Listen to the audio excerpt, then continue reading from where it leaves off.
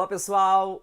Hoje então eu venho trazer aqui 4 dicas para vocês, dando continuidade àquelas dicas que eu venho dando aqui no YouTube, tá bom? Fiquem até no final, que eu acho, gente, que vocês vão adorar.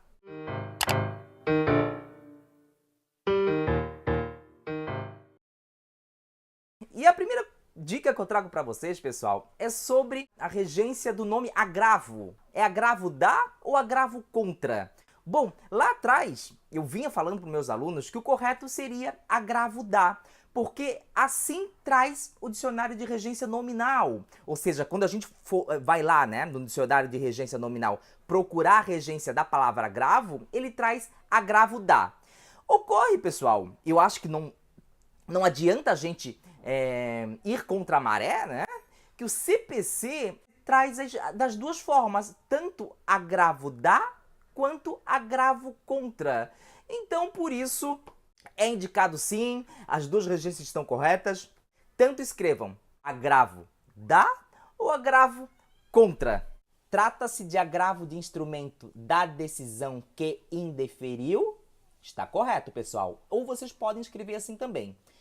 Trata-se de agravo de instrumento contra a decisão que indeferiu. Particularmente prefiro a preposição da, mas é um gosto meu, tá? Vocês não precisam seguir. Outra coisinha que está ligado a isso é a palavra interposto. Tanto está correto escrever recurso interposto da decisão ou recurso interposto contra decisão, ok? Outra dica, os alunos me perguntam isso bastante, o correto é escrever: o autor tem de demonstrar os fatos constitutivos do seu direito ou o autor tem que demonstrar? O certo é tem de ou tem que?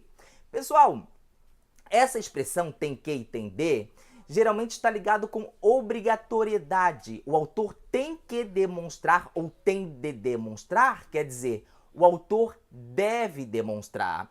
Bom, antes eu tenho de dizer que para os gramáticos puristas, a forma correta seria tem de, mas já são aceitas sim as duas formas. Tudo certo aí? Então vem aqui comigo de novo. Como é que eu faço para usar o tem de ou tem que? É indiscriminadamente? Não, pessoal. Por exemplo, se numa estrutura aparece muito que ou muito de, eu uso a outra forma. Não entenderam nada, né? Eu acho que com esse exemplo aí vocês vão entender melhor.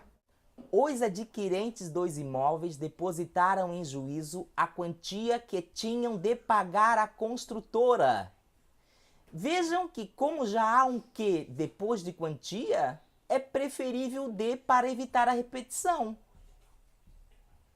Outra frase. De fato, os embargantes tinham que provar a existência de omissão na sentença. Nesse caso, já há 2D na construção.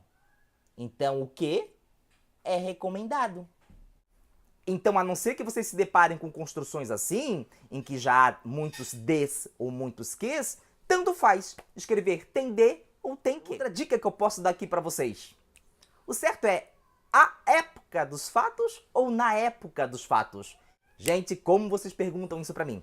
Tanto faz também. Na fala, a gente tende a usar o na época dos fatos. Agora, na escrita, né, para deixar o texto um pouquinho mais elegante, costumamos usar a época dos fatos. Mas ambas as formas estão corretas, tá, pessoal?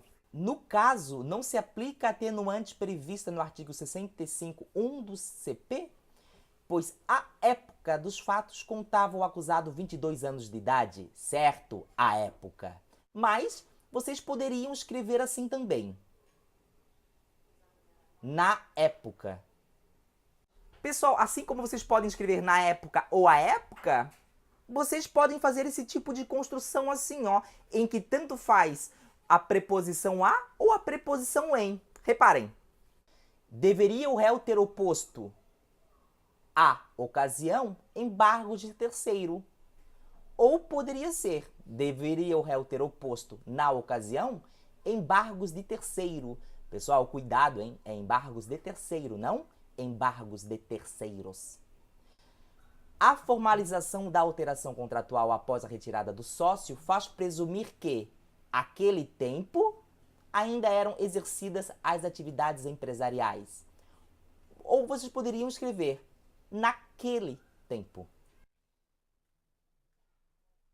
Agora, para terminar, e se você ainda não se inscreveu no canal, pessoal, se inscrevam aí, hein? Para que eu possa alcançar aí a marca de 1000 inscritos em um ano. Deixem o seu like aqui também. Acessem minhas redes sociais também. Me sigam lá no Instagram. No Instagram eu dou dicas diárias sobre redação jurídica. Então, se você ainda não me segue no Instagram, não sabe o que está perdendo. Pessoal, está correta a estrutura intime-se-o? Muitos perguntam isso para mim. Olhem só, prestem atenção. O verbo intimar aí é verbo transitivo direto. Então, a palavra que o segue será o sujeito. Se este sujeito estiver no singular, o verbo estará no singular também para concordar com ele. Se estiver no plural, o verbo concordará, então, no plural. Então, gente, ó, preste bem atenção que isso aí não é tão facilzinho, não. Observem essas frases aí que eu acho que agora vocês vão começar a entender. Intimem-se os acusados. Bom, acusados é o sujeito e está no plural. Por isso, intimem está no plural. Intime-se o acusado, correto? Arquivem-se os autos. O verbo arquivar é transitivo direto. Então, a palavra que segue ali, ó, os autos é o sujeito. Os autos é plural. Arquivem é plural. Arquive-se a documentação. Singular, singular. Citem-se as rés. Ok? Correto? Agora, cite-se a ré. Mas a dúvida que surge é sobre a possibilidade de se escrever assim. Intime-se-o. Intimem-se-os. Não. Vocês não podem escrever assim.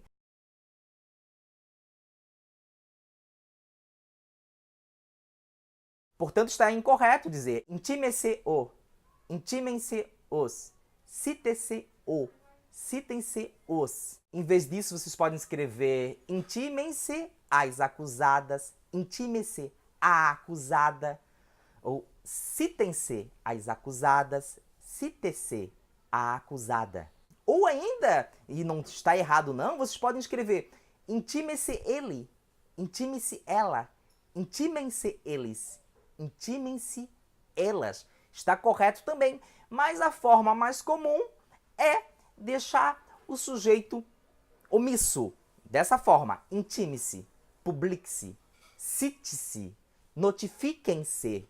Ok, pessoal? Esse foi o recado de hoje. Espero que tenham gostado. Continuem comigo aí nos próximos vídeos. De novo, se inscreva aqui no canal, compartilhe esse vídeo aqui, de modo que os meus vídeos possam alcançar aí um número maior de pessoas. Um forte abraço e até mais.